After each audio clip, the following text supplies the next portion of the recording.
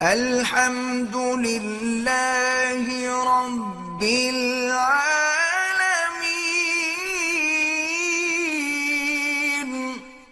اب بات سمجھیں کہ قوم یونس علیہ السلام یہ نینوا کے رہنے والے تھے۔ یہ تقریباً موصل کے قریب علاقہ ہے اور آج بھی وہاں قریہ یونس کے علامات پائے جاتے ہیں۔ حضرت یونس علیہ السلام نے تبلیغ میں انتہائی کوشش کی، لیکن جیسے آپ جانتے ہیں کہ قومیں کچھ ماننے کچھ نہ ماننے، تو پھر آپ نے ان کو بتلایا کہ تم پر عذاب آنے والا ہے۔ 3 دن کے بعد تم پہ عذاب آ جائے گا۔ پیغمبر نے یہ بات اپنی طرف سے نہیں کی، اللہ نے علم دیا۔ اب قوم نے اکٹھے ہو کے سوچا کہ سب سے پہلے تو یہ دیکھو، اگر حضرت یونس موجود ہیں تو پھر عذاب نہیں آئے گا، اور اگر حضرت یونس ہماری بستی سے چلے گئے ہیں تو اس کا معنی ہے کہ پھر عذاب آنے والا ہے۔ جب معلوم کیا تو حضرت یونس علیہ السلام چلے گئے۔ انہوں نے کہا اب سچی بات ہے کہ عذاب آئے گا۔ تو انہوں نے یہ کیا کہ بچے، عورتیں، مرد، جانور سب کو میدان میں لے آئے، اور بعض مورخین نے اور اسرائیلیات میں یہ بھی ہے کہ سب نے ٹاٹ کے کپڑے پہنے، وہ سیدھا حال اللہ کے آگے آگے عاجزی کی، روئے پیٹے فریادیں کی کہ یا اللہ عذاب اٹھا۔ حالانکہ علامات اسباب عذاب آ گئے تھے، لیکن اللہ نے مہربانی فرما کے عذاب اٹھا لیا۔ اب یونس علیہ السلام کے بارے میں سنیں اور سمجھیں کہ آپ اس وقت تو چلے گئے، چونکہ یہی قاعدہ ہے کہ جب عذاب آتا ہے تو اللہ اپنے پیغمبروں کو نکال لیتی ہے۔ تو اب علماء کہتے ہیں کہ اسی قاعدے کے تابع یونس علیہ السلام بستی سے باہر چلے گئے۔ اب 3 دن کے بعد ان کو تو یہی خیال تھا کہ اللہ کا عذاب آ گیا، اب تو وہاں کچھ بھی نہیں ہوگا۔ جب انہوں نے معلوم کیا کہ عذاب تو نہیں آیا، اب یونس علیہ السلام گھبرا گئے کہ بھی عذاب نہیں آیا، اب میں قوم کے سامنے جاؤں تو نعوذ باللہ مجھے کہیں کہ تم نے جھوٹ بولا، اور ان کے نزدیک جھوٹ کی سزا موت تھی۔ تو فرمایا کہ اب میں کیسے جاؤں بستی؟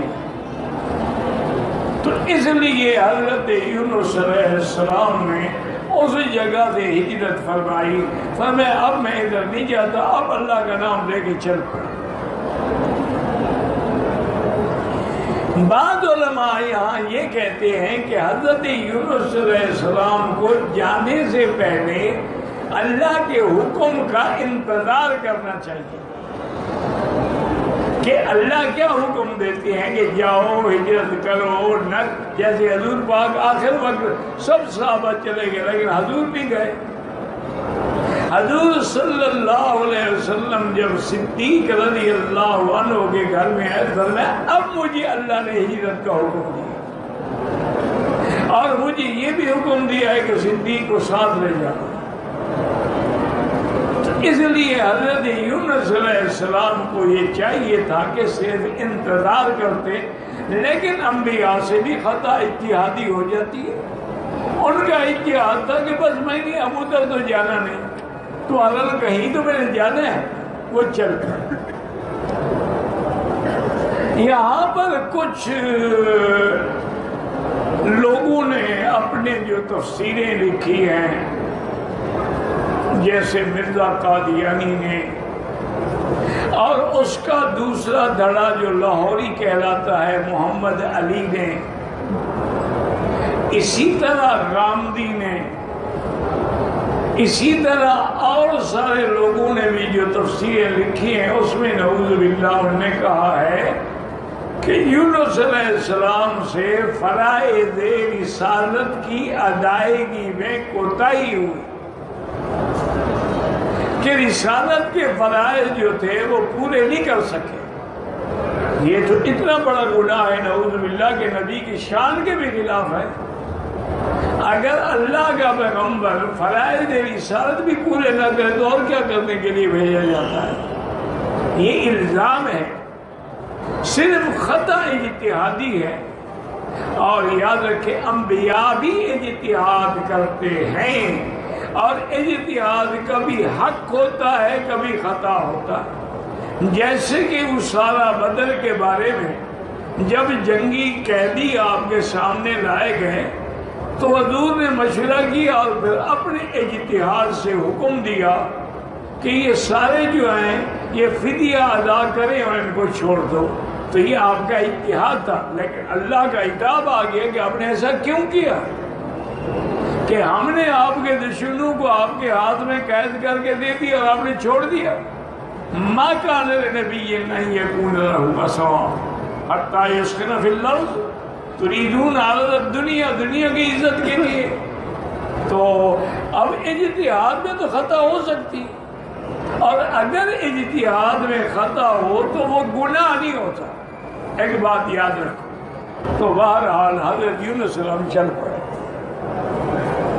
آگے آئے تو خدا کی قدرت ہے کہ دریا تھا بہت بڑا اور کشتی کنارے پہ کھڑی تھی۔ آپ نے کہا ٹھیک ہے اب دریا عبور کر کے دوسری طرف جاتے ہیں۔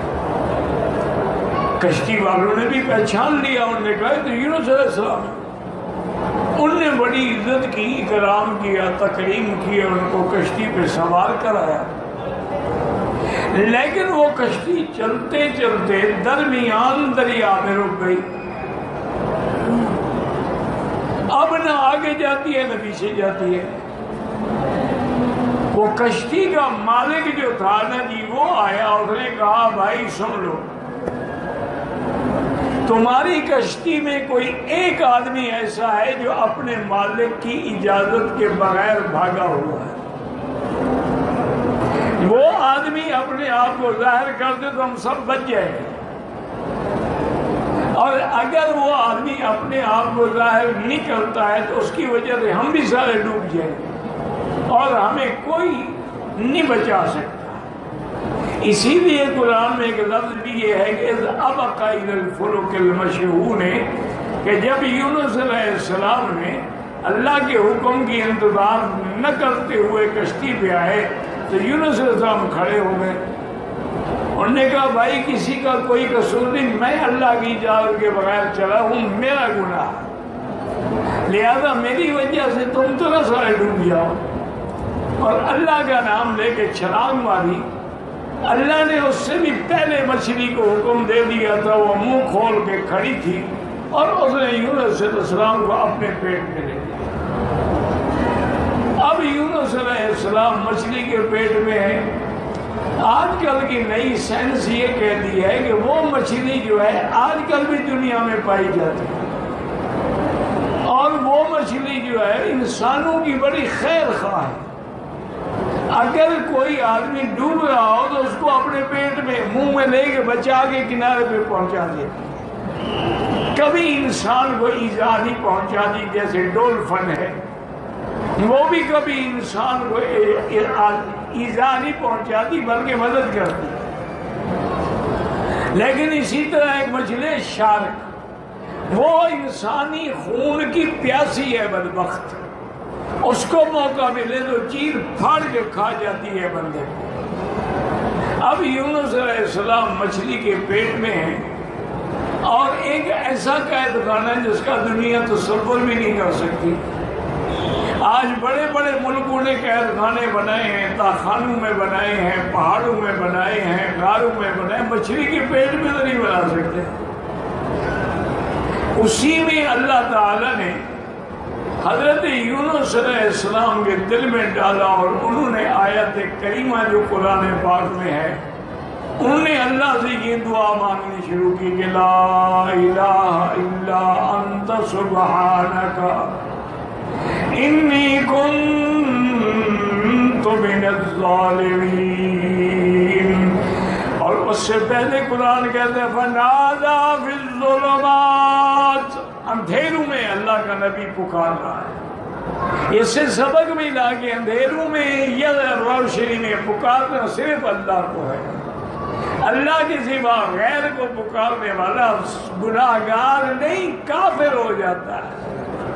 ندا کا حق صرف اللہ کو ہے. فنادا فی الظلمات، اندھیرے کیسے؟ بعض علماء نے فرمایا کہ دریا کی موجوں کا اندھیرا، مچھلی کے پیٹ کا اندھیرا اور رات کا اندھیرا، یہ سب اندھیرے جمع ہو گئے اور یونس علیہ السلام اندر زندہ سلامت ہیں اور پکارے لا الہ الا انت، کوئی معبود برحق نہیں مگر آپ، سبحانک پاک ہے تیری ذات، مقدس و منزہ ہے نقصان سے، انی کنت من الظالمین، میں اپنی جان پہ ظلم کر کے ظالمین میں سے ہو بیٹھا ہوں. اللہ تعالیٰ نے فرمایا. اب ایک روایت میں یہ بھی آتا ہے کہ فرشتوں نے عرض کیا کہ یا اللہ،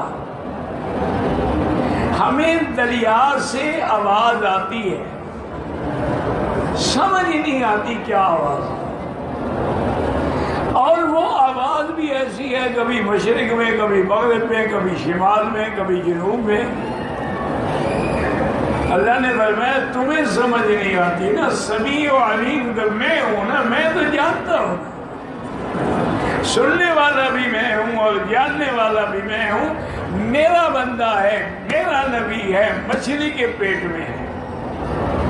جب آپ نے دعا مانگی اللہ فرماتے ہیں فاستجبنا له ونجیناہ من الغم، ہم نے آپ کی دعا قبول فرما لی اور ہم نے آپ کو اس مصیبت سے نجات دی.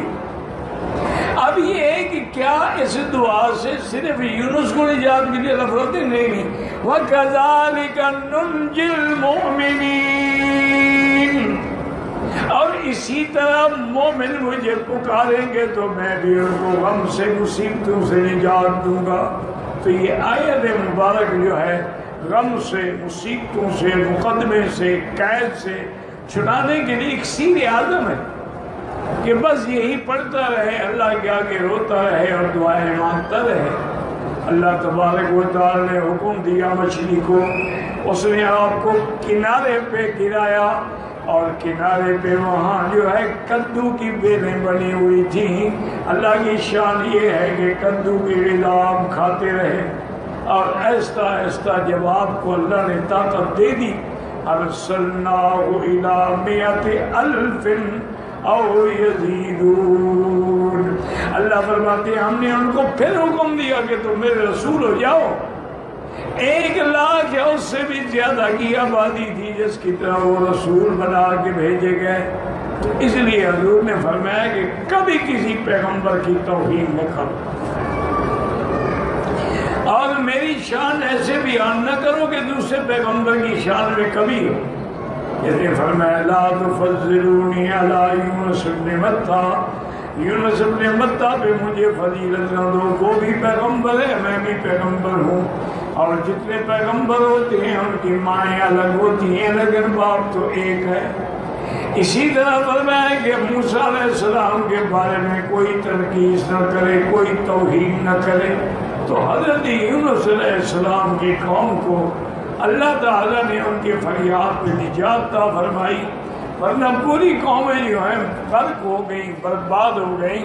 لیکن وہ سب کے سب، اور بعض علماء کہتے ہیں جب وہ اسباب عذاب سے توبہ شروع کر دی، عذاب نازل ہو جاتا تو توبہ قبول نہ ہوتی. جیسے فرعون پہ عذاب نازل ہو گیا، وہ غرق ہو رہا تھا، اس وقت اس نے ایمان لایا، توبہ کی، وہ قابل قبول نہیں ہوگی.